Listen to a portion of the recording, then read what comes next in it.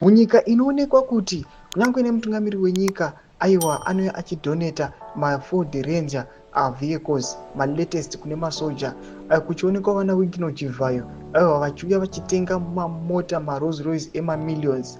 Tinoona kuti another constituency inozivikanwa kuti aiwa inoraniwa nevakomana aiwa varimo mu the ruling party imomo inorohwa nehanga. Sanapinda mashoko anobudanyirwa panapa dot subscribe or like or turn on the bell like timna panapa Change Radio vanobudanyirwa chiti hunger hits home. Sanyati constituency cries out for food assistance.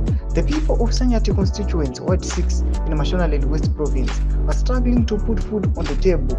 Despite the promises from the government, food assistance has been scarce, leaving many families to go hungry. Change Radio spoke to some of the affected citizens who wished to remain anonymous due to fear of political victimization. Another challenge facing the citizens is the presidential input scheme Pumbuza.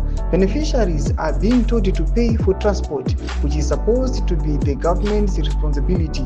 This has left many farmers feeling frustrated and abandoned. The situation in Sanyati constituency is a reflection of the larger crisis facing Zimbabwe. The country is struggling to provide for its people, and the effects of climate change are only making things worse. According to the World Food Programme, 3.8 million people in Zimbabwe are facing hunger, with the situation expected to deteriorate further due to El Nino phenomenon. Domashoko anobuda chagwa panapa.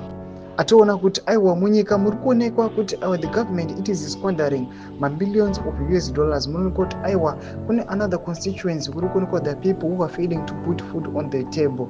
There are people who are struggling to survive. Tudze mafunguro enyu moti kudi pamusoro pechitiko ichi. Abina ku message medu tudze mafunguro enyu musana subscribe or like, turn on the bell icon.